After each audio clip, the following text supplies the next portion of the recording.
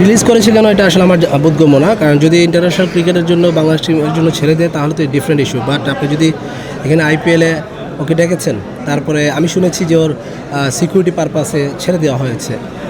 তা সিকিউরিটি পারপাসে ছেড়ে দেওয়া হয়তো ইন্ডিয়াতে তো বাংলাদেশ টিম আবার যাবে, তো ওই ন্যাশনাল টিমকে এতজন প্লেয়ারকে কীভাবে সিকিউরিটি দেবে এক যদি মুস্তাফিজকে না দিতে পারেন।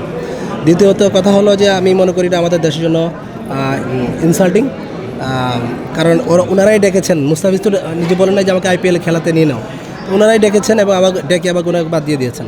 এটা আমাদের দেশের জন্য একটা ইনসাল্ট আমি মনে করি, অপমানজনক। এবং আমার মুস্তাফিজের জন্য প্রশ্নবোধক চিহ্ন রয়ে গেল ওয়ার্ল্ড কাপে যে সে যাবে বাংলাদেশ টিমের হয়ে এবং বাংলাদেশ টিমের প্লেয়াররা যাবে, এদের সিকিউরিটিকে দেবে।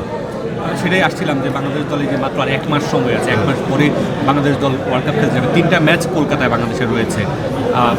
ভারত এবং শ্রীলঙ্কা 2 দেশ মিলে আসলে ওয়ার্ল্ড কাপের আয়োজন করছে। বাংলাদেশের আসলে নিরাপত্তা ইস্যু, বাংলাদেশের কি এখন থেকে আসলে ভাবার সময় হয়েছে কিনা যে নিরাপত্তা ইস্যুটা এসেছে মুস্তাফিজকে নিয়ে, বাংলাদেশ দল ভারতে গিয়ে খেলবে কিনা বা শ্রীলঙ্কায় খেলার জন্য অনুরোধ করবে কিনা?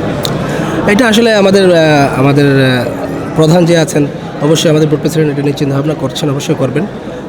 বাট আমি মনে করি যে ওয়ার্ল্ড কাপ যেহেতু খেলতে অবশ্যই যাওয়া উচিত। বাট মুস্তাফিজের জন্য আমার সবসময় প্রশ্নবোধক চিহ্ন থাকবে যে সিকিউরিটি পারপাস যদি বলা হয় তো ওয়ার্ল্ড কাপে মুস্তাফিজ ইন্ডিয়া থেকে কী করবেন।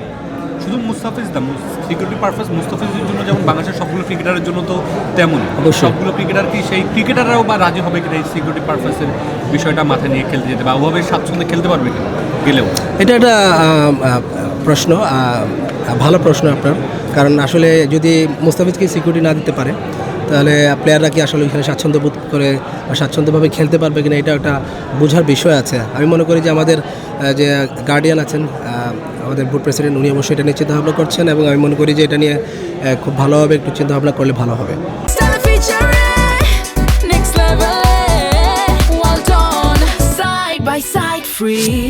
আরেকটা বিষয় যে শেষ প্রশ্ন, সেটা হচ্ছে ক্রিকেটের যে পারপাস আমরা বলি ক্রিকেটের যে জেন্টেলম্যান গেম, সেই জেন্টেলম্যান গেমের খেলা ক্রিকেট কি আসলে সেই জায়গায় আছে কিনা, নাকি ক্রিকেট দিন দিন আসলে রাজনৈতিকভাবে ব্যবহৃত হচ্ছে? ক্রিকেট অলওয়েজ আমরা সবসময় মনে করি যে এটা জেন্টেলম্যান ক্রিকেট। এবং আপনি যদি দেখেন বেশিরভাগ সময় আইসিসিকে কে নিয়ে নিয়েছে? আইসিসি তো ইন্ডিয়া নিয়ে নিয়েছে, টু বি অনেস্ট, এটা বলতে চাচ্ছে না কেউই। বাট আপনি দেখেন যদি এটা ক্ষমতা বলে ইন্ডিয়া চালাচ্ছে আছে আইসিসি, এবং আইসিসি চলে ইন্ডিয়ার কথায়। এভাবে করে তো আসলে ওয়ার্ল্ড ক্রিকেট এবার চলে না। আমার মনে হয় যে আইসিসির এখন চিন্তা করার সময় হয়েছে। সারা ওয়ার্ল্ড ক্রিকেট, প্রত্যেকটা ওয়ার্ল্ডের বড় বড় দেশ তারাই চিন্তা করা উচিত যে ক্রিকেটকে কোথায় নিয়ে যাওয়া। আমার মনে হয় এখন চিন্তা করার সময় হয়ে গিয়েছে।